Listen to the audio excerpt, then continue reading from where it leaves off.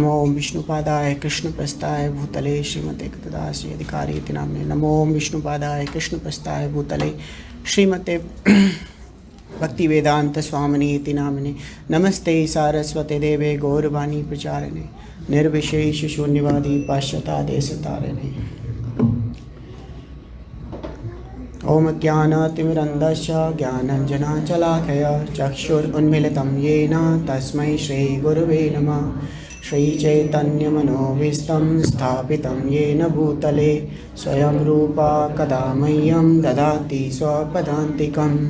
वन्देऽहं श्रीगुरुं श्रीयुतपदाकमलं श्रीगुरुं वैष्णवंश्च श्रीरूपं सागरजातं सहगुणा रघुनाथान्वितं तं सजीवं साद्वैतं सावधूतं परिजनसहितं कृष्णचैतन्यदेवं श्रीराधाकृष्णपादां सहगुणा ललिता श्रीविशाखान्वितं च। हे कृष्णा करुणा सिंधु दीनबंधु जगत्पते गोपेश गोपिकाकांत राधाकांत नमस्तुते। तप्त कांचन गौरांगी राधे वृंदावनेश्वरी वृषभानुसुते देवी प्रणमामि हरिप्रिये।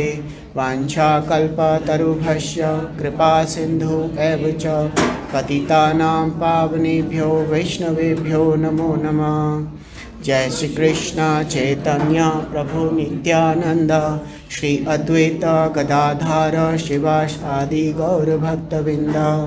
हरे Krishna Krishna Krishna Hare Hare Hare Ram Ram Ram Hare Hare.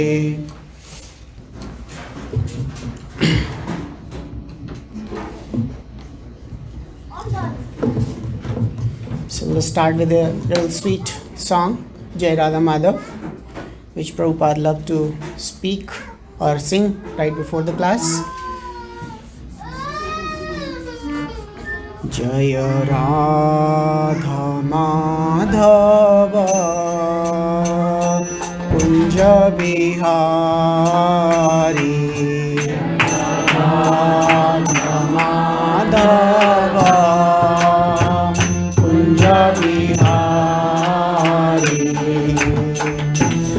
Jai Radha Madhava Kunja Bihari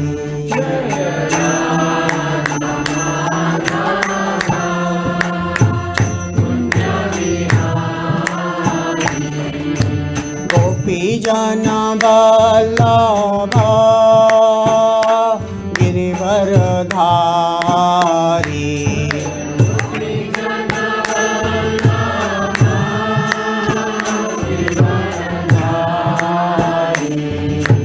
Yashodanandana Vrajajana Ranjana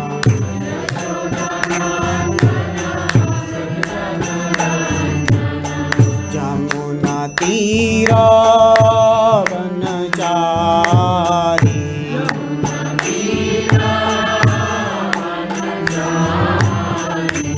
Jaya Radha Madhava Kunja Bihari Radha Madhava Kunja Bihari Gopi Jana Vallabha Girivaradhari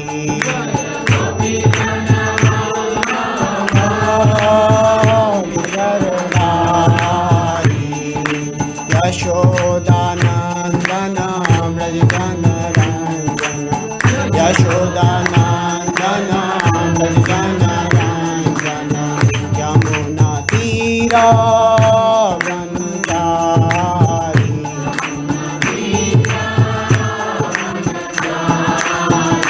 Jaya Radha Madhava Kunja Bihari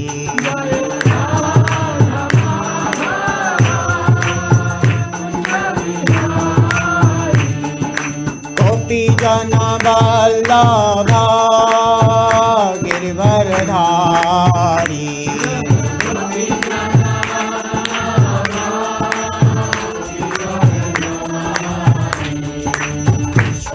Shodanandana Vrajajana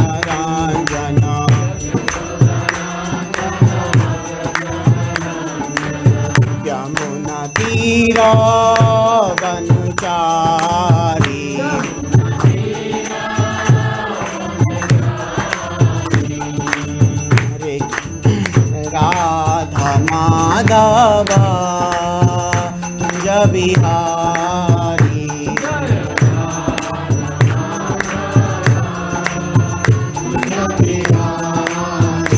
हरे कृष्णा कृष्णा कृष्णा हरे हरे हरे राम राम राम हरे हरे हरे कृष्णा कृष्णा कृष्णा हरे हरे हरे राम राम राम हरे हरे हरे कृष्णा कृष्णा कृष्णा हरे हरे हरे राम राम राम हरे हरे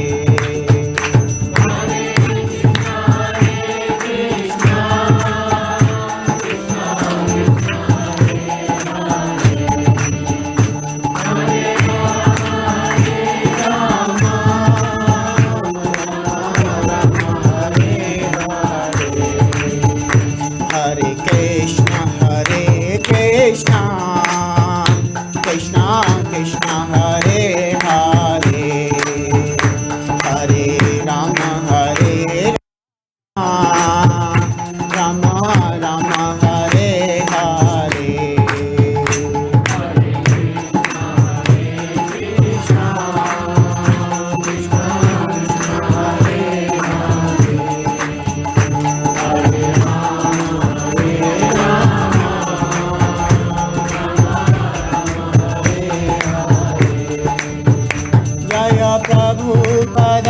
जय प्रभुपदा प्रभुपदा शिला प्रभुपदा जय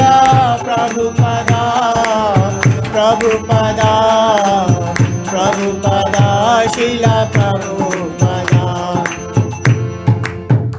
ताई गौर प्रेमानंदे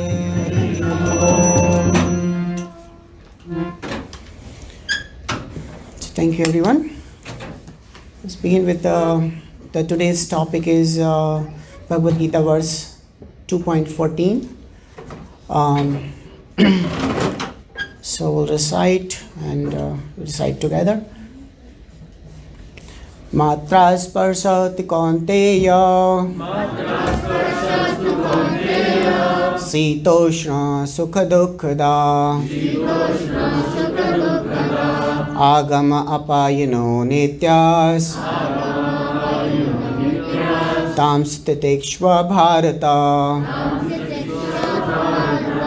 Matra sparsatu kaunteya Sitoshna sukha dukkada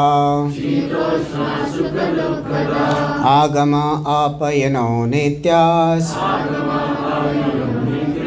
Tamstitikshva bharata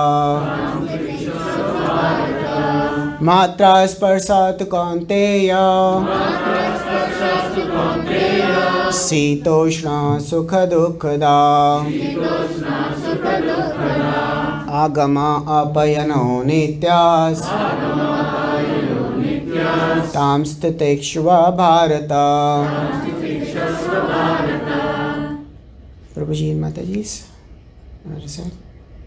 okay, go. Matra sparsatu kaunteya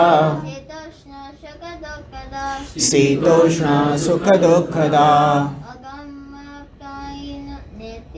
Agam apayano nityas Tamstitikshva bharata Matra sparshastu kaunteya Sitoshna sukha dukkada Agama nityas Tamstitikshva bharata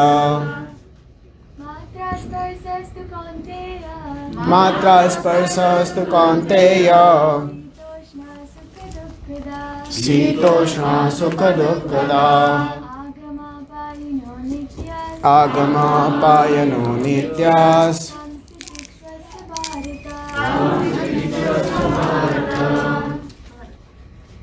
One more. Anyone, Mataji's? Matra sparsasta kanteya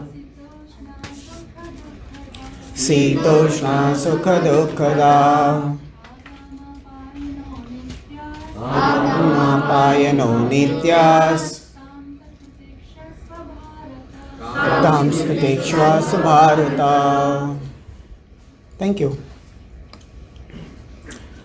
So let's read the translations. Let's go by word meaning. Matra sparsha, sensory perceptions. Matra sparsha, sensory perception. Two only. Kaunteya, O son of Kunti. Sita, winter. Ushna, summer. Sukha, happiness. Dukha, and pain. The, giving. Agama, appearing. Apayana, disappearing. Anitya, non-permanent. Tan, all of them. Titikshva, just try to tolerate. Bharata, O descendant of Bharat dynasty. Thank you. Translation and purport by His Divine Grace Srila Prabhupada. Srila Prabhupada ki jai. O son of Kunti, the non-permanent appearance of happiness and distress and their disappearance in due course are like the appearance and disappearance of winter and summer seasons. They arise from the sense perception, ocean of Bharata, and one must learn to tolerate them without being disturbed. Purport. In the proper discharge of duty, one has to learn to tolerate non-permanent appearance and disappearance of happiness and distress. According to Vedic injunctions, one has to take his bath early in the morning, even during the month of Magha, the January and February. It is very cold at that time, but in spite of that, a man who abides by the religious principles does not hesitate to take his bath. Similarly, a woman does not hesitate to cook in the kitchen in the month of May and June, the hottest part of the summer season. One has to execute his duty in spite of the climate inconveniences. Similarly, to fight in the religious principle of Kshatriya, and although one has to fight with some friend or relative, one should not deviate from his prescribed duty. One has to follow the prescribed rules. Should I move it?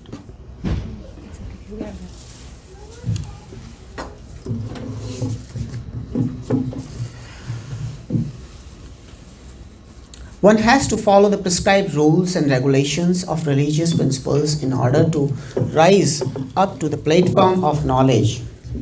Because by knowledge and devotion, only one can liberate himself from the clutches of Maya, illusion.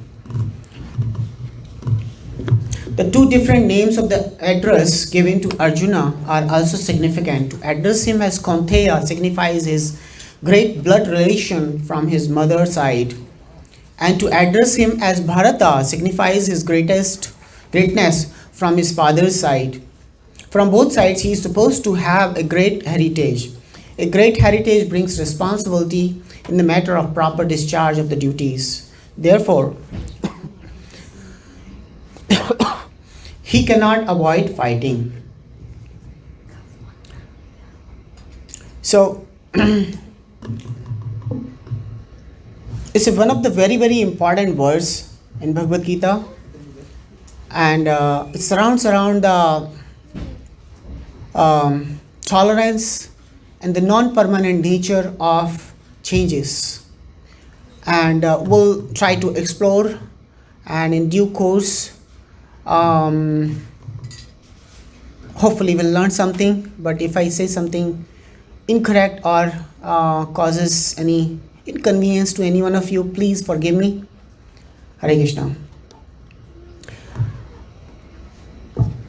So Krishna in Bhagavad Gita, first of all, anyone here in this group here who's not aware of Bhagavad Gita? Okay, great, thank you. Oh.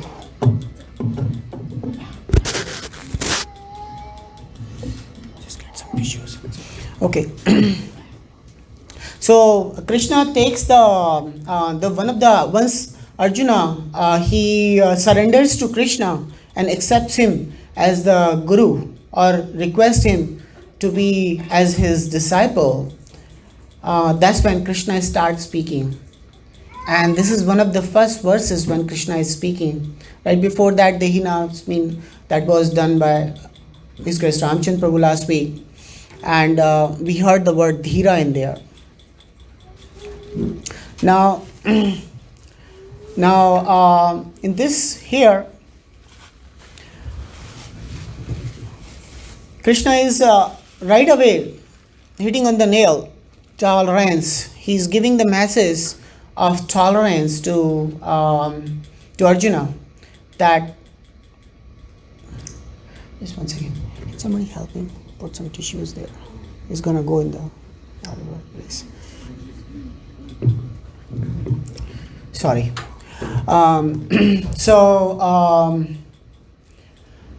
Why Krishna choose to take the tolerance as the one of the most important aspect? And at this junction, when Arjuna is like lost his composure, he is completely distressed, in confusion, and he gave up his Gandiva, and he literally just doesn't want to fight. He sees all his relatives, all his acharyas, Dronacharya, Bhishma Pitame, all those people were there right against him, and for the fight, for the intention to fight for a great war. And being a kind-hearted person, Arjuna was not able to tolerate that. He thought that whatever the result going to be in this war, there will be a lot of calamities, a lot of people will die. And especially seeing his own relatives, seeing his own lovable people at the risk of losing the life, he was not able to handle that. And he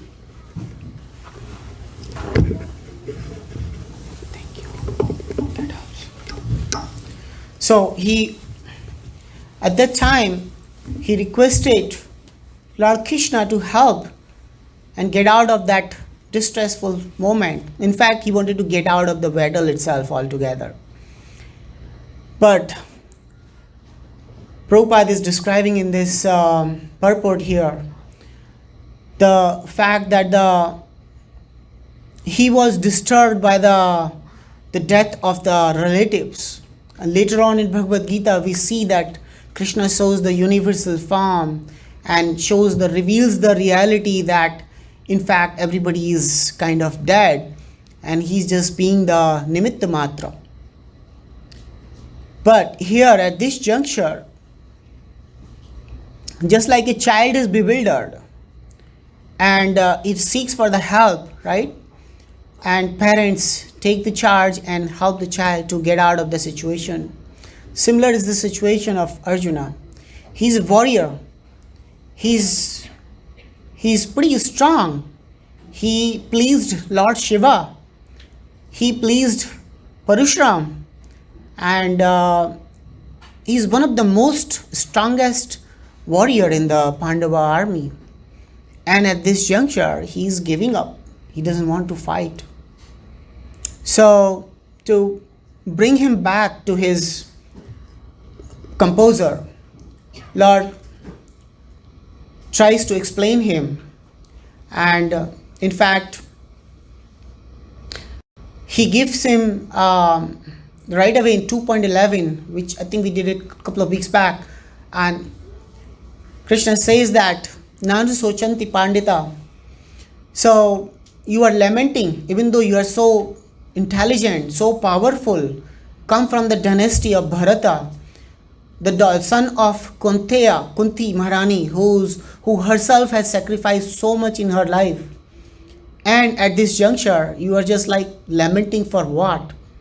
These people who are pretty much they are already dead, and you just like lamenting for their life.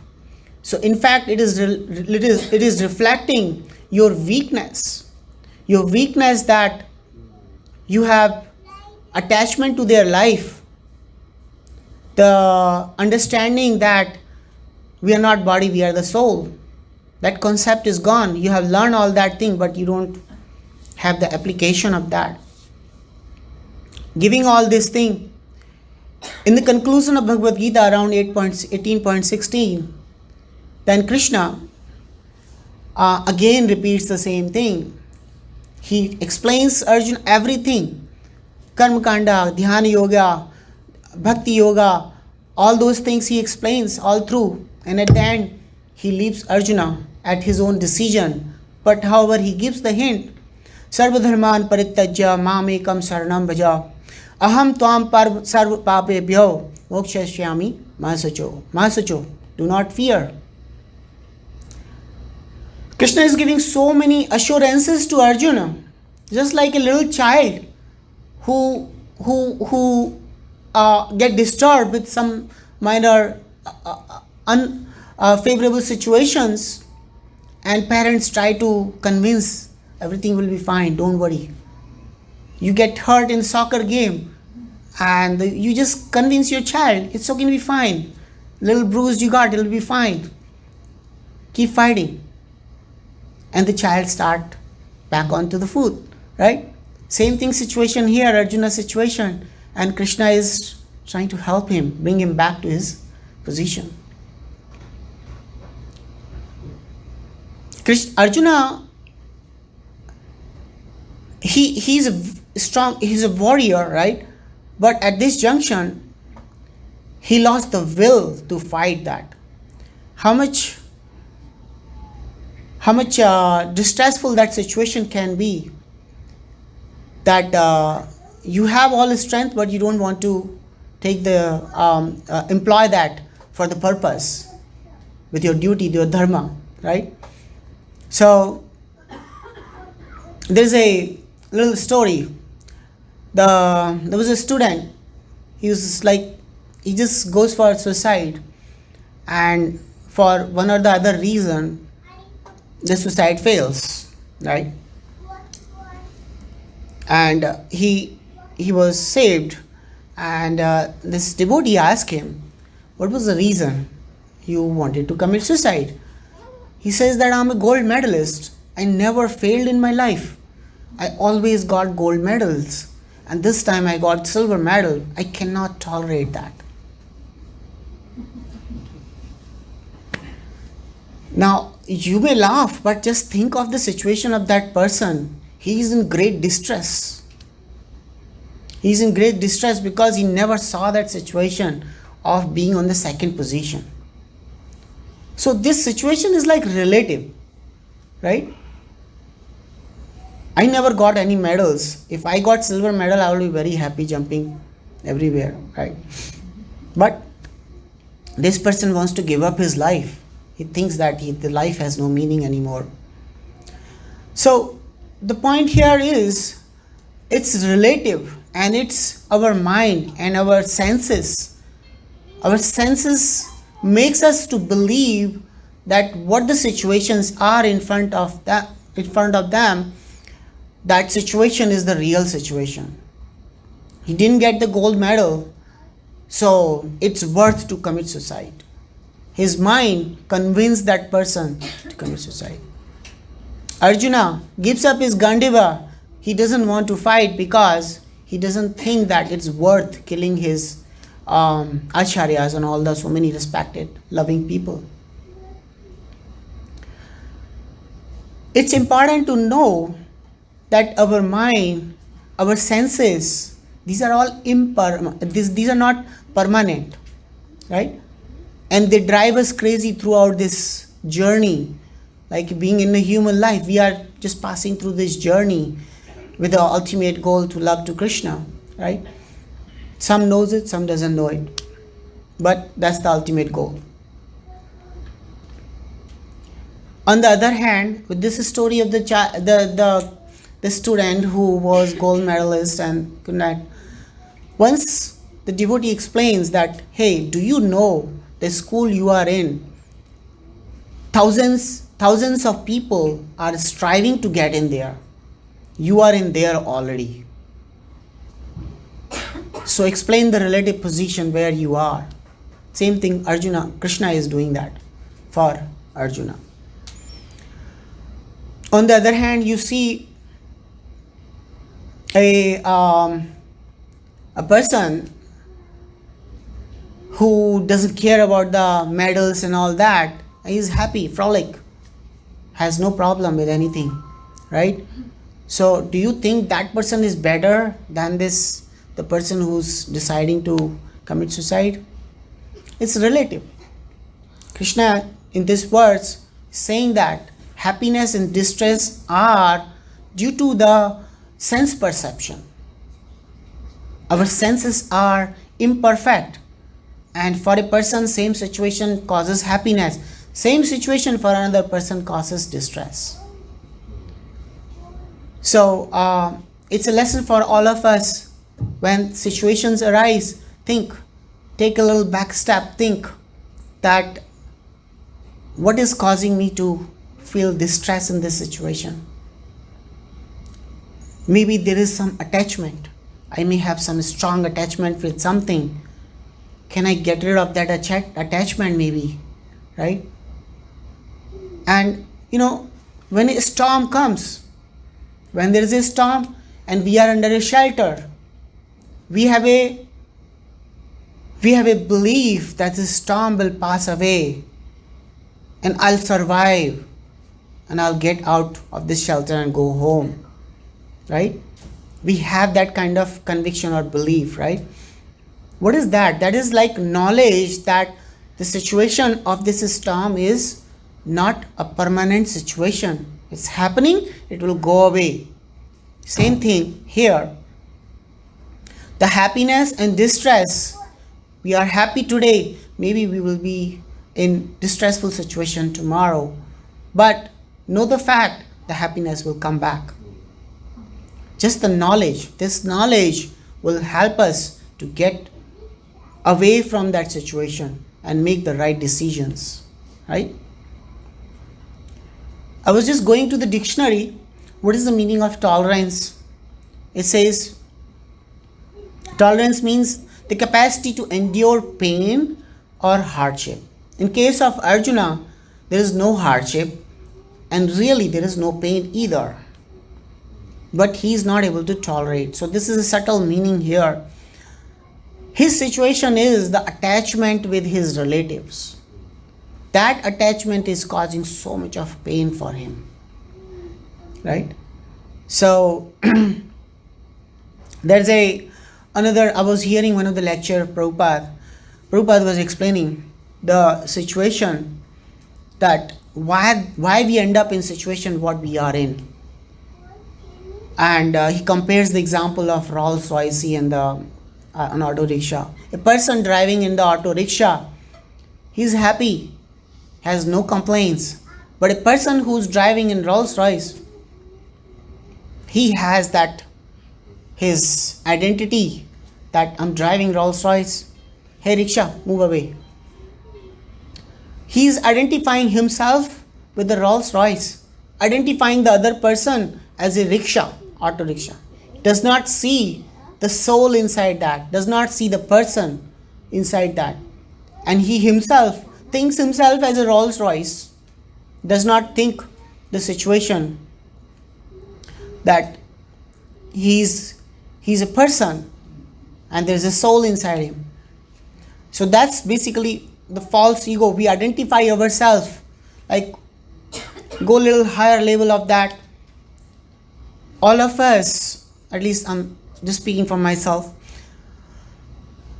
we at times think ourselves that, oh, this is my achievement, I have earned this much money, this is my achievement, my all the family members are happy. I'm just like identifying myself with all these achievements and my situations. But I forget that these achievements are impermanent, right? Like today is there, tomorrow it may not be there. I may have the best situation right now, things might change tomorrow, may not be the same. That I do not believe on it, or just ignore it rather. I probably know it, but I ignore it, right? Same situation is with our body, right? We get, one day we are sick, one day we are all happy, frolic, happy. So knowing the fact that we are not this body, we are the soul, right? It's one of the concept Prabhupada gave, and he derived it from our literatures for us to give it as a mantra to get out of these situations, right? Knowing these facts help us to get out of these impermanent feelings of happiness and distress. So far we are together? Yeah? Okay. So let's go to a little deeper. Tolerance. We'll see like what are the some of the classifications of the tolerance and types of tolerance, right? So like urges, we have different type of urges: anger, lust, greed, envy, all these emotions we have, right? These emotions are actually result of intolerance, right? So somebody says the bad word to us and I feel angry, and if I don't have my proper composure, I might just say something else, right, to the person. All these situations, whenever we don't know the true knowledge behind it, right, that what's causing this, that's the best advantage of being a devotee. We keep learning all these aspects, right? It's that whatever is happening to me, why it's happening, we try to understand, introspect, and then make decisions further, right? So all these emotions, there's nothing wrong. They are some kind of a perverted form of the true form, right? However, if we tolerate them, don't react on it, it will help us to purify. It will help us to go further, one step further, right? So same thing which is bad, it becomes the asset for us. Little tolerance of these urges. Tolerance of duality. There's a happiness, there's a distress, there's a pain, there's a pleasure, success or defeat. All these situations, we are all familiar with it. Nothing new, right? But it does cause a lot of inconvenience at times. When we are not happy, or when we are in pain, or when we have happy moments, pleasurable moments, right? So all those situations, we react on it and we end up in some kind of our non-permanent reaction. How do we take it? We'll say take it next step. Then there's a tolerance of difference in opinion. That's one of the most interesting one. Difference of opinion. We always have that, right? I don't know. We all have seen that difference of opinion. I think my way is the highway. I think whatever I know, that is the best way. But the other guy has different opinion. Some people don't have tolerance even to listen or hear the other's opinion and react on it, right? Accepting the fact that we are all different. Everybody has their own opinions doesn't mean that they are all wrong. I'm the only right person, right? In a garden, if all the flowers are of the same color, will the garden look beautiful? No, right? If there are multiple colors nicely arranged, the garden looks beautiful. The difference of opinion is actually the beauty of the society. That brings the flavor, that brings the interest, that brings the real life in this passage. In fact,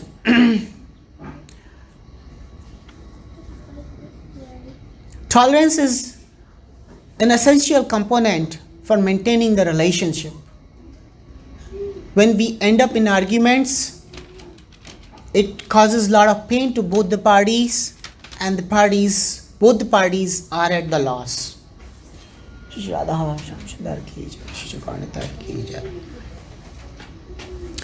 So both parties are at loss. How do we handle that? Right? Think of it.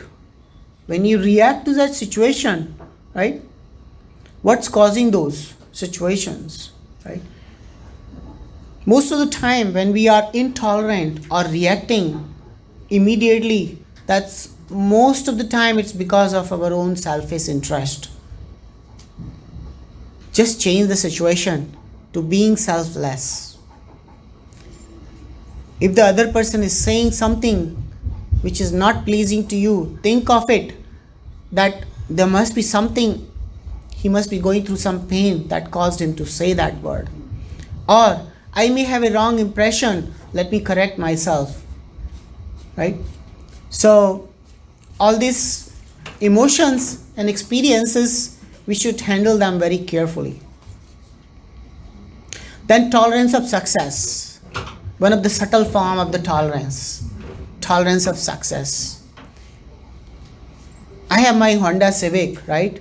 My neighbor got a Mercedes right next to me. Next day I feel that, oh my God, this guy has a Mercedes, I got to get that, right? Success. It's just a rude example. Seeing the success of the other person, we feel like I am like pounded. I'm not doing enough, right? And you just overkilling ourselves, right? No gain. There's no gain in that. Duryodhana is the biggest example. Duryodhana was in a situation, he does not let his associates to put even the umbrella over him. In the summer, he does not let others to put the umbrella even over him. Thinks that the umbrella higher than him is not a good position. So, I have to be very, very careful handling these situations, right? So let's go to that next. So far we good? Okay. We'll try to explore some of the ways to how to develop the tolerance.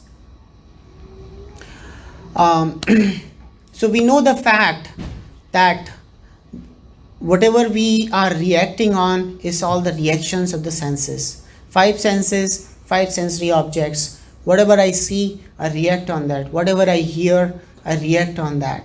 I smell, I react on that, right? Somebody says to me, I react on that, right? So all these sensory reactions, right? They have the big role in our how do we handle this, right? And the more important thing is we have a preconceived notion. We have a knowledge already that this should be like this. If it doesn't meet my expectation, then that's bad, or that's other side of it, right? So for example, nowadays we see all these TV shows and all those pictures, nice magazines, beautiful models and handsome, all those, seeing the perfectness everywhere, right? Makes us to believe that this is the standard. When we encounter that, okay, I'm not looking that smart, I'm not looking that fair, or my leg is broken, or my hand is broken, or I cannot see, I'm blind, I'm half blind, things like that, right? So those causes so much of distress to our life, right? But the fact is that those notions, preconceived notions, are the real cause of it, right? There's a relativity, there's a happiness, there's a distress, there's a preconceived notion that this is the way to see it, but this is my reality, this is what where I am. But neither of them has any value to you.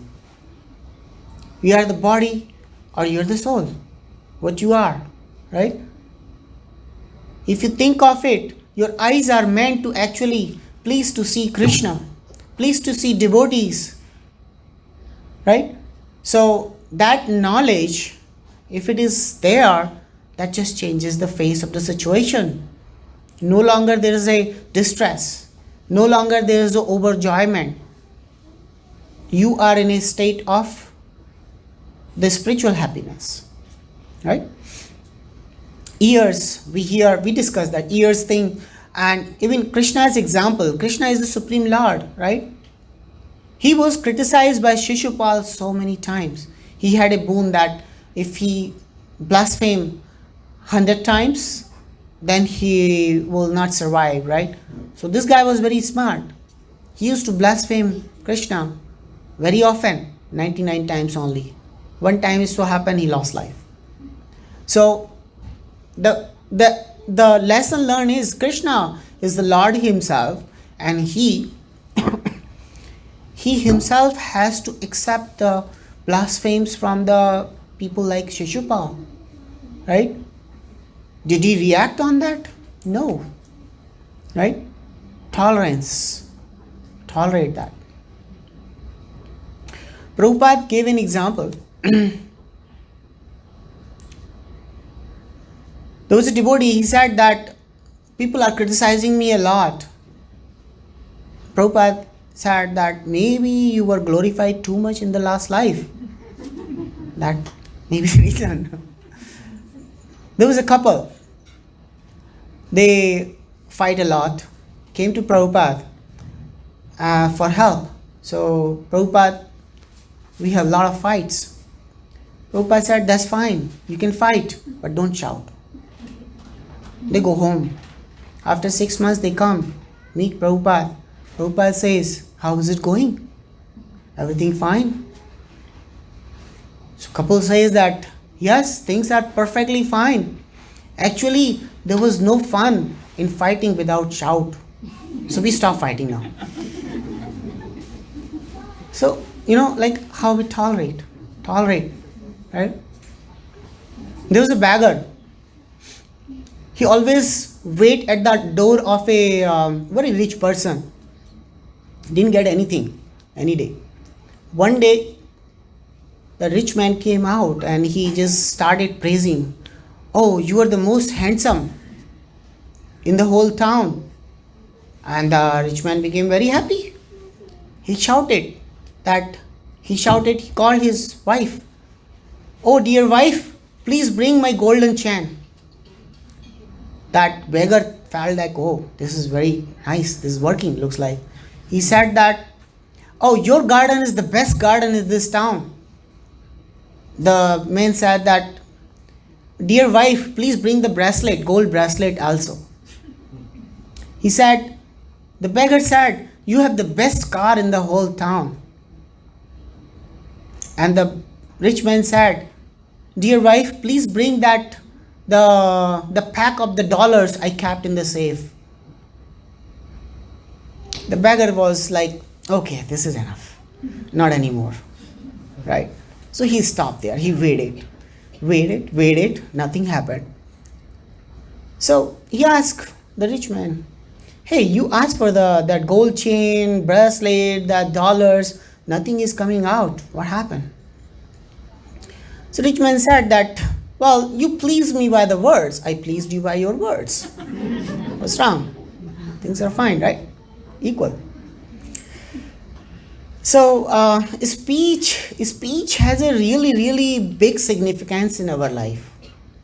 A word comes out of our mouth is like an arrow. It comes out of your mouth, it either pleases somebody or distresses somebody, right? You may not know that, but being conscious of it, you can make the situations better. Speech is a very, very important component. Actually, in bhakti sadhana, it's like Shravanam, Kirtanam, they say like Kirtanam, like we need to chant Krishna's glories.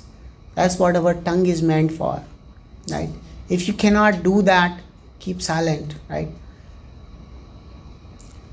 Doesn't mean that you don't speak to your friends, doesn't mean that you don't do your job, doesn't mean that you don't do your meetings. Be conscious of it, what you are speaking. It's meaningful, relevant, and does not cause the distress to the other party, right? Be careful about that. Dhruva Maharaj's story we all know. Suniti, when Dhruva Maharaj was not given the position in the lap of his father, right? He was very distressed. He was very distressed with the words of his stepmother.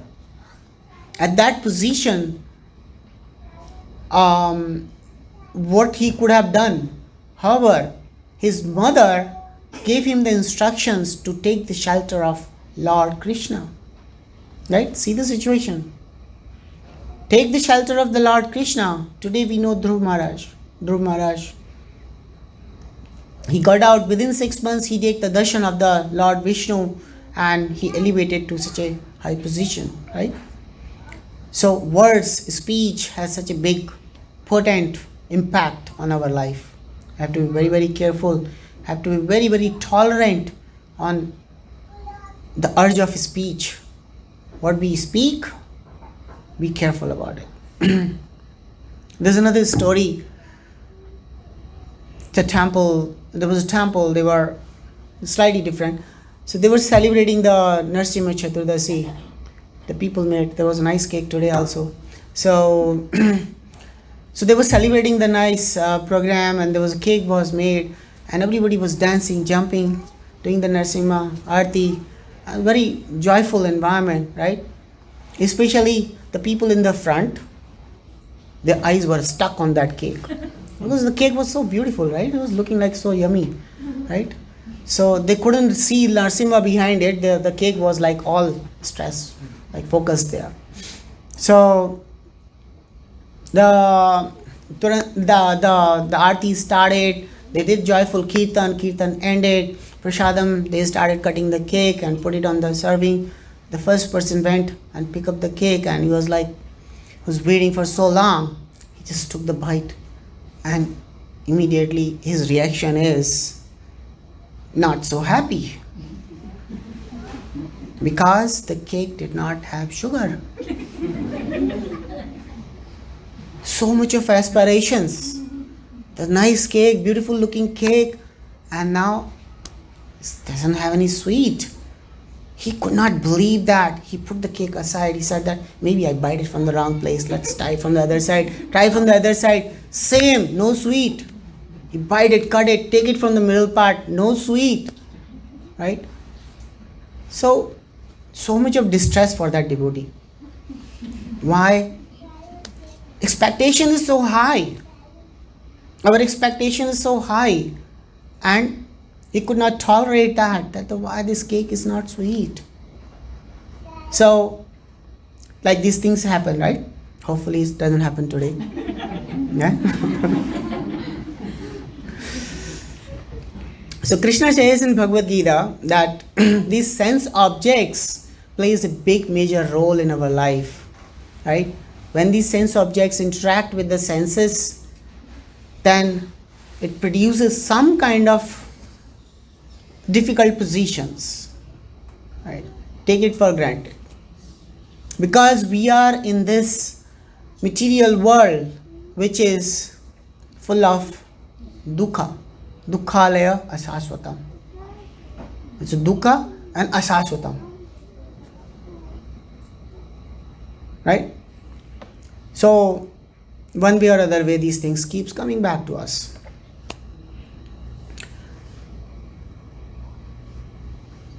Okay, I'll try to rush through.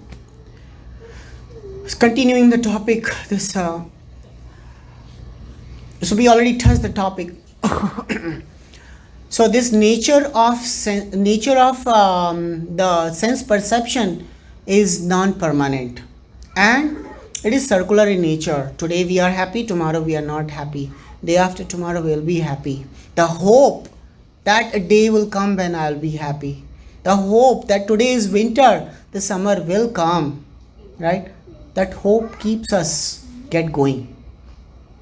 Person in difficult situation may be completely depressed, but a near and dear comes to that person, says, brings him back to the knowledge that today you are in this difficult position. Few days after you will be fine. You have fever. After a few days you will be fine. That console, that kind of convincing brings him hope and gets out of the distressful situation. Bhagavad Gita is teaching us this, that the nature of this sense perception is non-permanent. Don't take it for granted.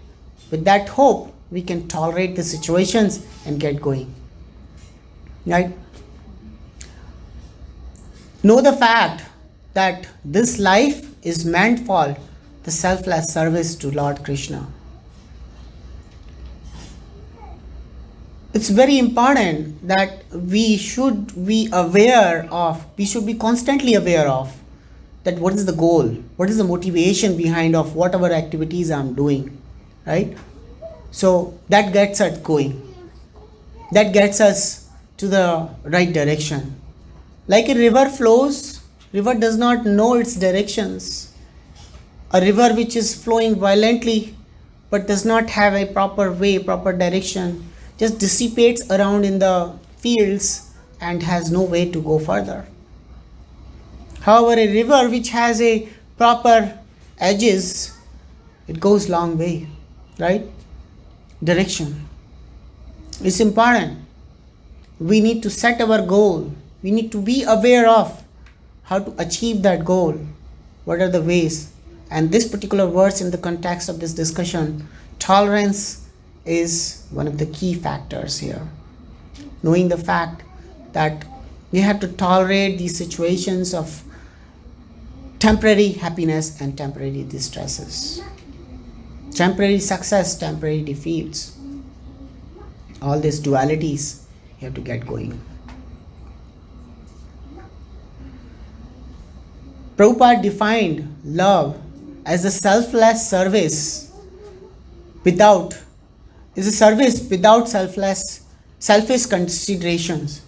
Prabhupada defined the love as the service without selfish considerations.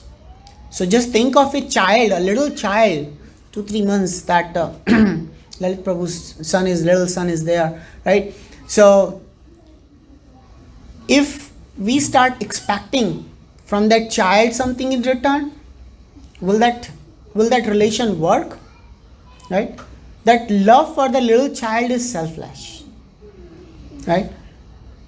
Serving that child continuously, taking care of every little thing of it. Right? So that is really love. For a parent, a care for the little child is the true love.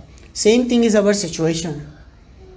Our love can be manifested if we serve the people whom we love. Serve them with a selfless attitude. Don't think of it in return what I'm going to get. The moment we start thinking in return what I'm going to get, that becomes selfish service. It brings some kind of distress and it brings some kind of unhappiness. Right? So we need to move towards that. That is the true love. The love word is also used in, like love word as such is used in many movies, many katha, and as well as in the Krishna katha as well. Right? Are these two love same? The hero heroine dancing in the movie and in the Krishna katha also we are using the word love. Are these two same thing? No, right? Devotees knows that these two are not the same thing. But at times we get disturbed. We hear the Krishna katha, we get disturbed with that fact. Hey, I saw that girl and boy that was the love.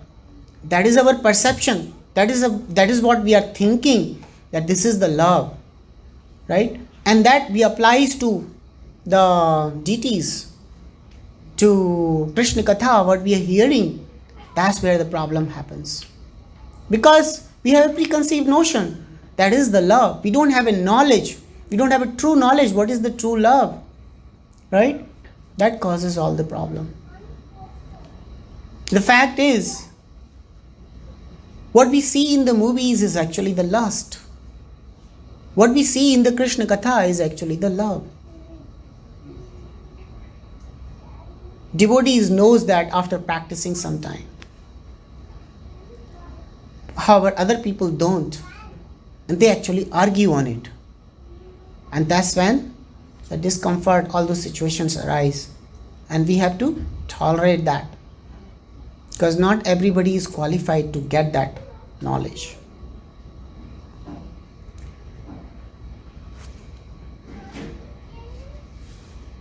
So, I'll skip some examples.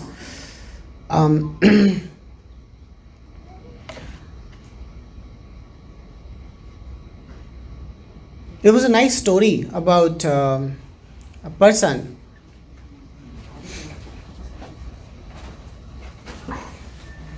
He was drowning in the ocean. A devotee, he was drowning in the ocean. He needed help. He raised the hand. Help, help, help. Nobody could hear. People thought that he's saying Haribol. He's enjoying Haribol, right? Nobody helped him. But later on, they saw the distress sign. He needs help, really. They went and picked him up.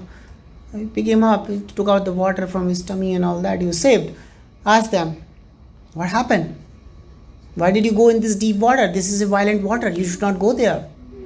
Prabhu, I live in a place which is right next to the ocean. I've been born at that place.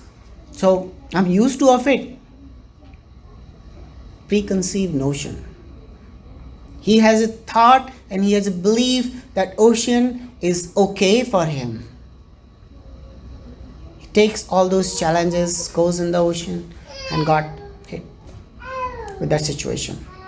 So, caused that distressful situation. There was a time devotees asked Prabhupada, this ocean looks beautiful. Prabhupada immediately says, yes, it is beautiful, but when you come near to it, it'll drag you in. So, message here is Prabhupada saying that the perception that ocean is looking beautiful is your sense perception. Now, it doesn't mean that this is the only message you have. When you are at the absolute platform, when you have a transcendental knowledge, when you have a true knowledge that the perceptions are temporary, you are okay. You may be able to handle the situation correctly and take the decisions correctly. Right? So, Prabhupada always kept his associates, kept his followers in the true knowledge, no matter what the topic is. Right? In Shiksha to come, we hear the third verse that gives us a little bit of gist of how to manage the tolerance. Tranadapi sunichena tarorapi sahashrona amanina mandena kirtanya sadahari. Sahashrona is this Sanskrit word that means tolerance. Right? Taror api sahashrona. Like a trunk of a tree. People go and cut the tree. The tree does not say any bit. They cut the tree, they take the wood, burn the wood. That level of tolerance we need to imbibe in our life in order to get going and handle these non-permanent situations of happiness and distress. Our transcendental literatures which Srila Prabhupada has translated, these are the biggest asset in our life. They give us the knowledge. They can help us to get rid of all these lamentations and the knowledge to get out of this illusionary state and be fearless. Right? How? Every single page you pick up Srimad Bhagavatam, anywhere you will start reading it, you will see a message that'll just change your life. That'll change your perception and make you to the true platform of understanding. Bhagavad Gita, Prabhupada translated as it is without any kind of made up meanings in that. These are the literatures, these are our assets. And I request everyone that these literatures, please bring it to your life.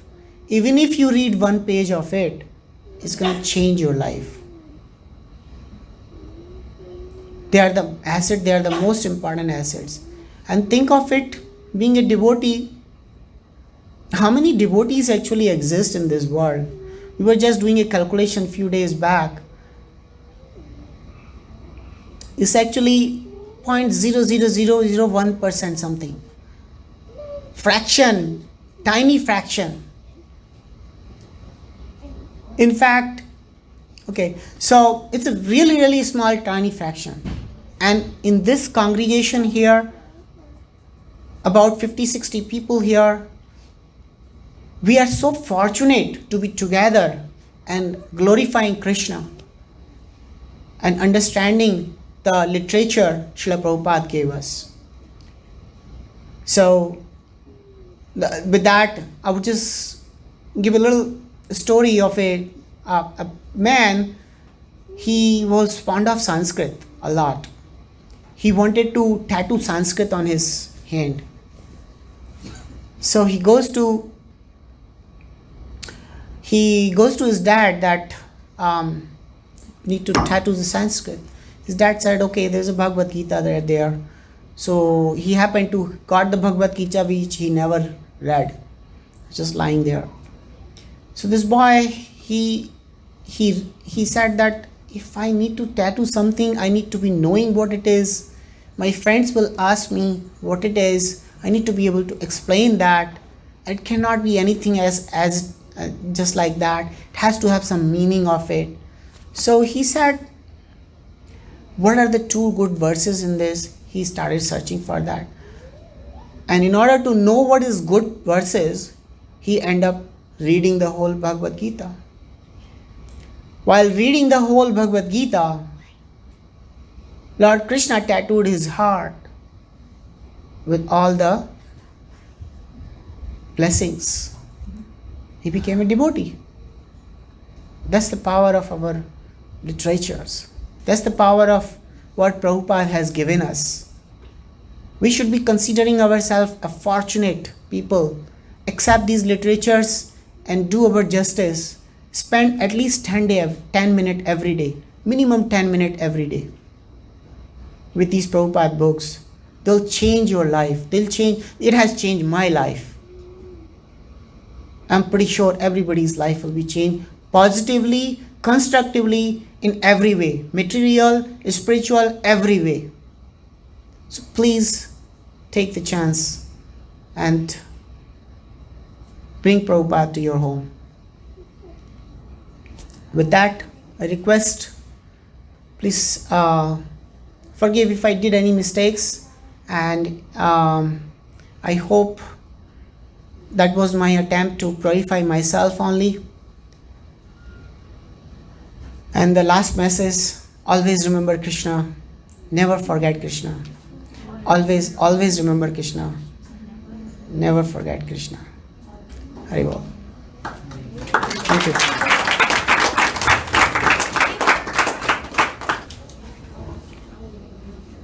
Krishna Prabhu, very, very nice class.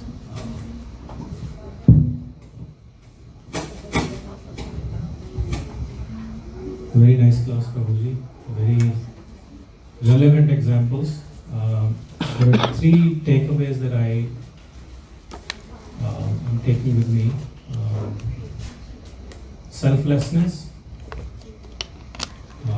knowledge of non-permanent nature of things, and also comparison and striving for perfection in different aspects of life, like how do we look, how do we speak, how do we sing, sports, athletes, with so much perfection out there, at least so-called perfection.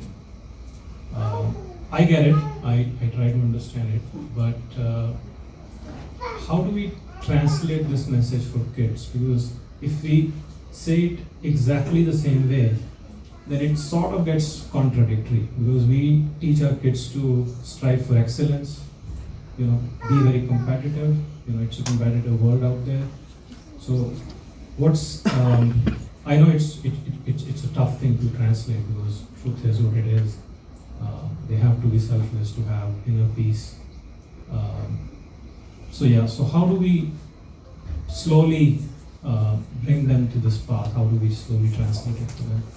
Hare Krishna. Yeah. I'll just attempt to do my own best, but Prabhupada said dovetail the situations, right? So we must encourage our kids to strive for success. We must encourage our kids to do their best, right? But they should not become passionate about it. That if they don't get it, then it's like a life or death situation, like a gold medalist situation, right?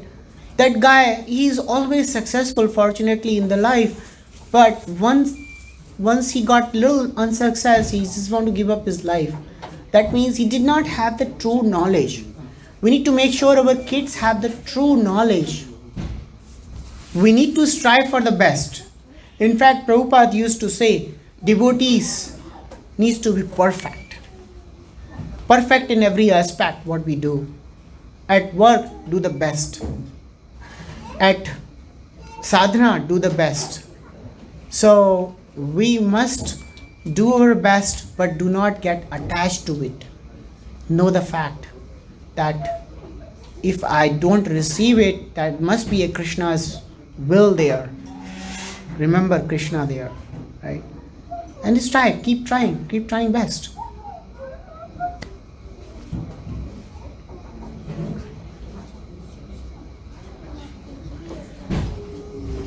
Okay, so anybody has any other questions, you can talk to me later, maybe, because we're getting late.